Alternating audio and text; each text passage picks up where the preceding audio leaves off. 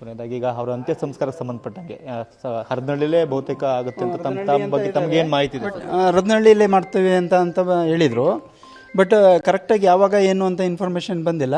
ಹರದನಹಳ್ಳಿಲೇ ಈಗ ಅವರ ಮನೆಗೆ ಮಗಳು ಮನೆ ಇದ್ರಲ್ಲ, ಅಲ್ಲಿ 8 ಗಂಟೆಗೆ ಏನೋ ಕರ್ಕೊಂಡು ಹೋಗ್ತಾರಂತ ಅಲ್ಲಿಗೆ. ಅಲ್ಲಿಂದ ಮತ್ತೆ ನಾಳೆ ಯಾವಾಗ ಏನು ಅಂತ ಅದು ಕರೆಕ್ಟ್ ಇನ್ಫಾರ್ಮೇಷನ್ ಇನ್ನೂ ಇಲ್ಲ. ಹರದನಹಳ್ಳಿ ಅಂತ ಹೇಳಿದ್ದಾರೆ. ಟೋಟಲಿ ಹರದನಹಳ್ಳಿಲಿ ಮಾಡ್ತೀವಿ ಅಂದಿದ್ದಾರೆ. ರೇಮಾನ್, ಇದು ಅವರ ಕುಟುಂಬದ ಸದಸ್ಯರ ನೋವುಗಳು. ನಮ್ಮ ಬದುಕನ್ನು ರೂಪಿಸಿದ್ರು. ನಮ್ಮ ಇಡೀ ಕುಟುಂಬ, ಈ ತವರು ಮನೆ, ಎಲ್ಲರ ಬದುಕನ್ನು ಕೂಡ ಒಂದು ರೀತಿ ಉತ್ತಮಗೊಳಿಸಲಿಕ್ಕೆ ಅವರು ಶ್ರಮಿಸ್ತಾ ಇದ್ರು. ಅವರು ಕೇವಲ ಸಹೋದರಿಯಲ್ಲ, ತಾಯಿಯಾಗಿ ನಮ್ಮ ಜೀವನವನ್ನು ಸಲಹಿದ್ದಾರೆ, ನಮ್ಮ ಜೀವನ ರೂಪಿಸಿದ್ದಾರೆ ಅಂತಕ್ಕಂಥ ಮಾತುಗಳನ್ನು ಹೇಳ್ತಿದ್ದಾರೆ Rehman. Okay, thank you Manjunath.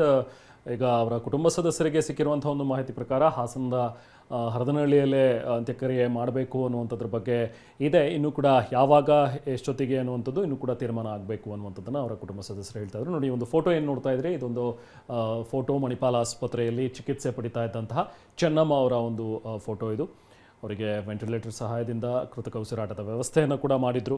In fact 4 ದಿನಗಳ ಹಿಂದೆ ಅವರಿಗೆ ಏನು ಆರೋಗ್ಯ ಸಮಸ್ಯೆ ಕಾಣಿಸ್ಕೊಳ್ತು. ತಕ್ಷಣ ಅವರನ್ನು ಆಸ್ಪತ್ರೆಗೆ ಖುದ್ದಾಗಿ ದೇವೇಗೌಡರೇ ಕರ್ಕೊಂಡು ಬಂದು ಅಡ್ಮಿಟ್ ಮಾಡಿದ್ರು. ಅದಾದ ನಂತರ ಸ್ವಲ್ಪ ಚೇತರಿಕೆ ಕಾಣ್ತಾ ಇದ್ದಾರೆ ಅನ್ನುವಂಥದ್ದು ರೀತಿಯಲ್ಲಿತ್ತು, ಅವರು ಚಿಕಿತ್ಸೆಗೆ ಸ್ಪಂದಿಸ್ತಾ ಇದ್ದಾರೆ ಅಂಥೇಳಿ. ಬಟ್ ಅದಾದ ನಂತರ ಮತ್ತೆ ಅವರ ಆರೋಗ್ಯ ಹದಗೆಡ್ತಾ ಹೋಯಿತು. ಹಾಗೆ ದತ್ತ ಅವರು ಕೂಡ, ವಯಸ್ವಿ ದತ್ತ ಅವರು ಕೂಡ ಮಾತಾಡ್ತಾ ಹೇಳ್ತಾ ಇದ್ರು. ಇವತ್ತು ಇನ್ಫ್ಯಾಕ್ಟ್ ಬೆಳಿಗ್ಗೆ ಹೊತ್ತು HD ದೇವೇಗೌಡರ ಜೊತೆಗೆ ಮಾತಾಡುವಾಗಲೂ ಕೂಡ ಬಹುಶಃ ಸಂಜೆ ಅಷ್ಟರಲ್ಲಿ ಅವರು ರಿಕವರ್ ಆಗಬಹುದು ಅಂಥೇಳಿ ದೇವೇಗೌಡರು ಅಂದ್ಕೊಂಡಿದ್ರು. ಅವರ ಒಂದು ಸ್ಥಿತಿ ನೋಡಿ ಬಹುಶಃ ಅವರು ಮತ್ತೆ ಗುಣ ಆಗ್ತಾರೆ ಅನ್ನುವ ಒಂದು ಆಶಾಭಾವನೆ ಇತ್ತು. ಬಟ್ ಮಧ್ಯಾಹ್ನದ ನಂತರ ಅವರಿಗೆ ಹೃದಯಾಘಾತ ಆಯಿತು.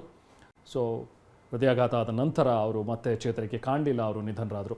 ಮಾಜಿ ಕ್ರಿಕೆಟಿಗ, ಇಂಟರ್ನ್ಯಾಷನಲ್ ಕ್ರಿಕೆಟರ್ ದೊಡ್ಡ ಗಣೇಶ್ ನಮ್ಮ ಜೊತೆ ಇದ್ದಾರೆ. ಗಣೇಶ್ ಅವರೇ ನಮಸ್ತೆ.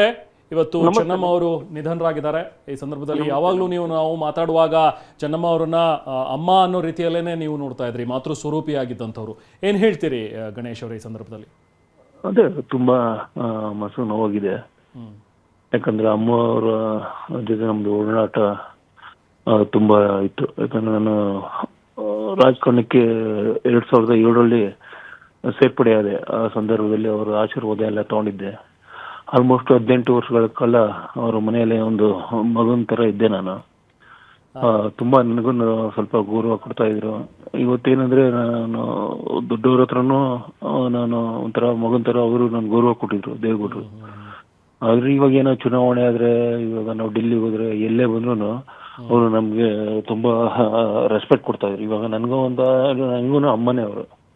ಯಾಕಂದ್ರೆ ಮನೇಲಿ ಹೋದ್ರೆ ನಾವು ಸ್ಟೇಟ್ ಟೂರ್ ಹೋಗ್ಬೇಕಾದ್ರೆ ನಮ್ಮನ್ನ ಅವರು ಯಾವಾಗ ಇದು ಮಾಡೋರು, ಸ್ವಲ್ಪ ಮಗನ ಥರನೇ ನನಗೆ ಟ್ರೀಟ್ ಮಾಡೋರು.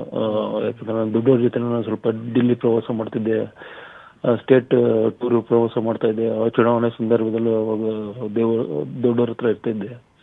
ಏನಾದ್ರೆ ಇವತ್ತು ಒಂದು ಏನಂದ್ರೆ ತುಂಬಲಾರದ ಒಂದು ನಷ್ಟ ಇಡೀ ಒಂದು ಕರ್ನಾಟಕಕ್ಕೆ.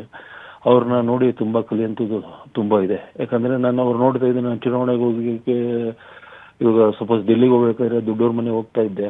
ಬೆಳಿಗ್ಗೆ ಅವರು 3:45ಗೆ ಅವರು ಮನೆಯೆಲ್ಲ ಮುಂದ್ಗಡೆ ಬಾಗಿಲನ್ನ ಸ್ವಚ್ಛ ಮಾಡಿ, ಅದರಿಂದ ದೇವಸ್ಥಾನಕ್ಕೆ ಹೋಗಿ ದೇವಸ್ಥಾನದಿಂದ ಬಂದು ಪ್ರಸಾದ ತಂದು ದೇವೇಗೌಡರಿಗೆ ಕಾಲಿಗೆ ಬಿದ್ದಿ ದೇವೇಗೌಡರಿಗೆ ಪ್ರಸಾದ ಕೊಡ್ತಾ ಇದ್ರು. ಅದೇ ರೀತಿ ನಾವು ಜೊತೆಲಿದ್ದವ್ರಿಗೆಲ್ಲ ಪ್ರಸಾದ ಕೊಡ್ತಾ ಇದ್ರು.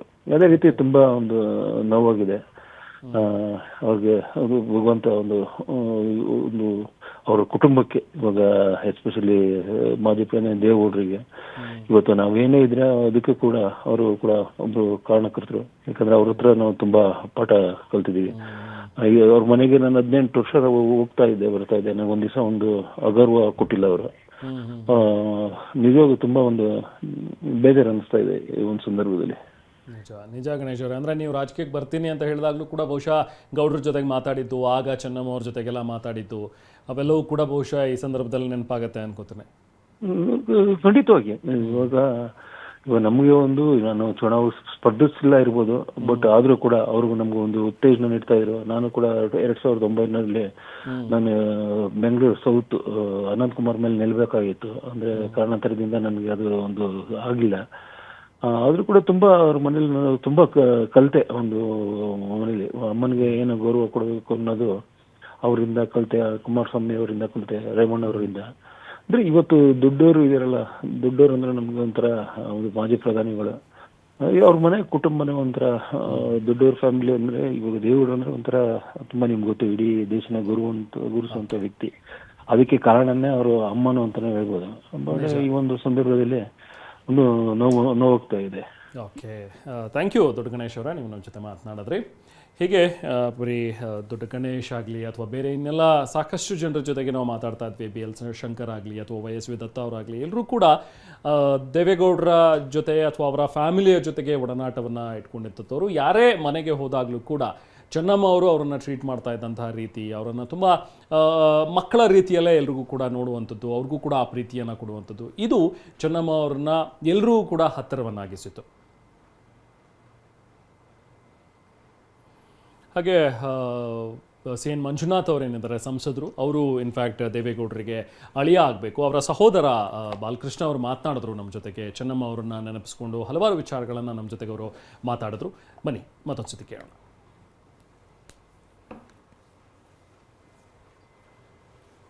ಮಾಜಿ ಪ್ರಧಾನಿ ದೇವೇಗೌಡರ ಪತ್ನಿ ಚೆನ್ನಮ್ಮ ಅವರು ವಿಧಿವಶರಾಗಿದ್ದಾರೆ. ಸುಮಾರು 7 ದಶಕಗಳ ಸುದೀರ್ಘ ದಾಂಪತ್ಯ ಜೀವನವನ್ನು ನಡೆಸಿದಂಥ ಚೆನ್ನಮ್ಮನವರ ಅಗಲಿಕೆ ದೇವೇಗೌಡರ ದೊಡ್ಡ ಕುಟುಂಬಕ್ಕೆ ಸಾಕಷ್ಟು ದೊಡ್ಡ ರೀತಿ ಆಘಾತವನ್ನು ನೀಡಿದೆ. ನಮ್ಮ ಜೊತೆ ಮಾತಾಡಲಿಕ್ಕೆ ಚೆನ್ನಮ್ಮ ಅವರ ಸಹೋದರ ವಿಶ್ವನಾಥ್ ಅವರು ನಮ್ಮ ಜೊತೆ ಇದ್ದಾರೆ. ಸರ್ ಹೇಳಿ ಸರ್, ಚೆನ್ನಮ್ಮ ಅವರ ಅಗಲಿಕೆ ನಿಜವಾಗಲೂ ಕೂಡ ಅವರ ಒಂದು ದೊಡ್ಡ ಕುಟುಂಬಕ್ಕೆ ದೊಡ್ಡ ರೀತಿ ಆಘಾತವನ್ನು ತಂದಿದೆ ಅಂತ. ಅದು ಹೇಳೋಕ್ಕಾಗಲ್ಲ ಸರ್, ಅದು ಆ ಟೈಪ್ ಇದಾಗಿದೆ ಸರ್. ನಮಗೆ ಏನೋ ಇದನ್ನು ಕಳ್ಕೊಂಡಿದ್ದೀವಿ ಅನ್ನಂಗಾಗಿದೆ ಸರ್. ಅವ್ರು ಕಳ್ಕೊಂಡು ಅಷ್ಟು ನಮಗೆ ತಾಯಿಯಾಗಿ, ತಮ್ಮ ಅಲ್ಲ ತಾಯಿಯಾಗಿ ನಮ್ಮನ್ನು ಕಾಪಾಡೋರು ಸರ್. ಅಲ್ಲ ಅದನ್ನು ವರ್ಣಿಸೋಕ್ಕಾಗಲ್ಲ ಸರ್, ಅವರದ ವರ್ಣಿಸೋಕ್ಕಾಗಲ್ಲ ಸರ್. ಅಂಥ ಅಕ್ಕ ಅವರು, ತಾಯಿ, ಅಕ್ಕ ಅಲ್ಲ ತಾಯಿ ನಮಗೆ.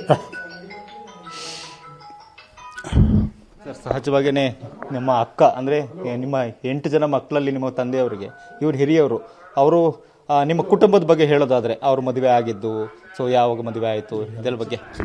ಸರ್ ನಮಗೆ ಅಷ್ಟೇ ಇದಿಲ್ಲ, ನಮಗೆ ಎಲ್ಲ ಚಿಕ್ಕ ಮಕ್ಕಳು. ನಮ್ಮ ತಂದೆ ಚಿಕ್ಕದರೆಲ್ಲ ಸತ್ತು ಹೋದರು.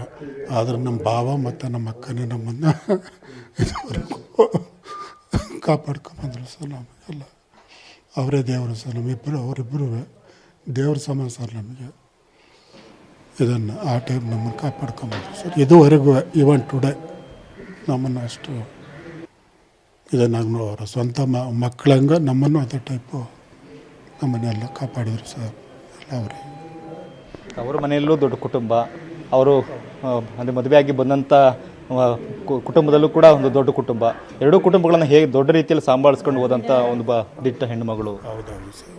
ದೇವರು